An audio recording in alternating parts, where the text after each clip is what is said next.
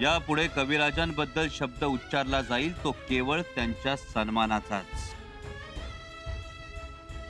वा युवराज, कविराजांना मोठाच दर्जा दिला तुम्ही। ते गरजेचं होतं मामासाहेब, आणि आम्ही दर्जा दिला तो त्यांना नाही, त्यांच्या ज्ञानाला। कविराज प्रकांड पंडित आहेत, विश्वासू आहेत, आणि महत्वाचं म्हणजे त्यांना आमच्याकडून काहीच नकोय, फक्त स्वराज्याची सेवा करायची आहे, म्हणून त्यांचा दर्जा मित्राचा। युवराज, अहो तुम्ही लाख मैत्र म्हणशील त्यासनी, पर लोकांसाठी ते म्हणजे तुमच्या परसदारी बांधलेली गायच आहे। एक लक्षात ठेवावं गणोजीराव, कवी कलश आमच्या सोबत इथं आले आहेत, त्यामुळे त्यांची कुचेष्टा आमची कुचेष्टा असेल, त्यांची बेइज्जत आमची बेइज्जत असेल।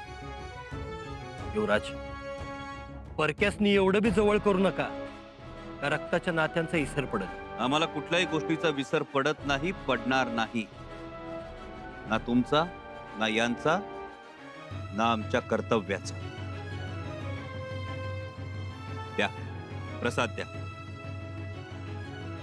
थांबा युवराज, गणोजीराव, आमच्या तोंडून बाहेर पडलेला शब्द माघारी घेतला जात नाही। तुम्ही एवढं मैत्र मानता यासनी, आम्ही बी आनंद मानू त्यात, अपर लोकांसनी पटायचं नाहीये।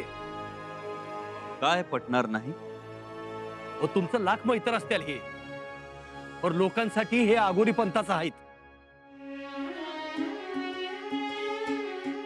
सध्या फक्त एवढंच लक्षात ठेवा, शाक्तपंथीय म्हणजे शक्तीची उपासना करणारे लोक हे क्रांती घडवणारे लोक आहेत।